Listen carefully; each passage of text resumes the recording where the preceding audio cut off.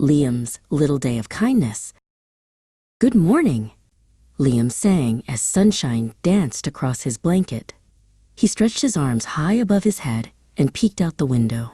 Today felt special. Today felt like a helping day. Liam hurried into the kitchen where Mom was patting her pockets with a worried look. "Oh dear," she said. "Where did I put my keys?" Liam became a super-fast detective.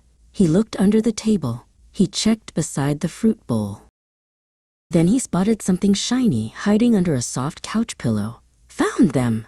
Liam cheered, holding the keys high in the air. Mom laughed. "You saved the morning." Liam grinned proudly. Helping already felt pretty wonderful. Outside, the sky was bright blue, and the birds chirped happily in the trees. Liam raced to the yard where his little brother Ethan was building the tallest block tower ever. Red blocks, blue blocks, yellow blocks stacked way, way up high. But then, wobble, tilt, crash, the giant tower tumbled down all over the grass. Ethan's mouth dropped open. For a moment, he looked ready to cry. "I can help," Liam said quickly. Together, they stacked the blocks again. Higher, higher, higher. Soon the tower stood tall once more. "We did it!" Ethan shouted. The brothers high-fived so hard, their hands made a giant smack. Near the garden, Grandma Rose was carrying a heavy watering can. "The flowers are thirsty today," she said. "I'll help," Liam offered. He carefully held the watering can with both hands. Splish, splash. Tiny drops sparkled in the sunshine like dancing diamonds. The yellow flowers bobbed happily in the breeze. A little bluebird landed nearby and tilted her tiny head. "Tweet, tweet," she looked very hungry.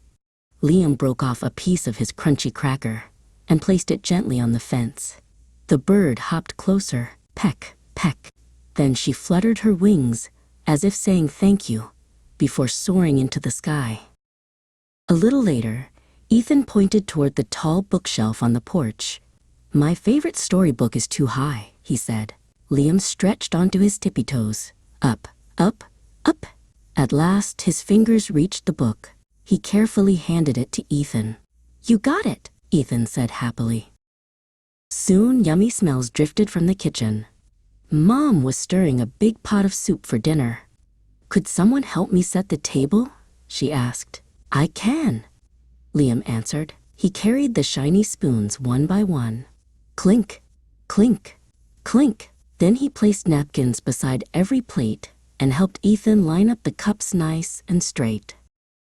Just as they finished, there was a knock at the door. It was Mrs. Carter from next door. She was carrying 2 heavy bags filled with bright red apples. "Oh my," she puffed. "These bags are heavier than I thought." "I can help," Liam said right away. He carefully carried one bag while Mrs. Carter carried the other. Step by step, they walked together to her front porch. Mrs. Carter smiled warmly. "Thank you, Liam. You are such a thoughtful helper." As the sun began to set, the sky turned swirls of orange, pink, and gold. Liam sat on the porch feeling warm and sleepy inside. Mom wrapped an arm around him. "You helped so many people today," she said softly. Ethan nodded. "You made everyone happier." Liam smiled a quiet little smile.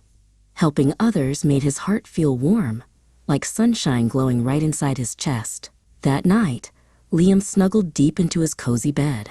His body felt tired, but his heart felt big. And before he closed his eyes, Liam whispered happily, "Kindness is the best feeling of all." Then, with a sleepy smile, he drifted off to dreamland.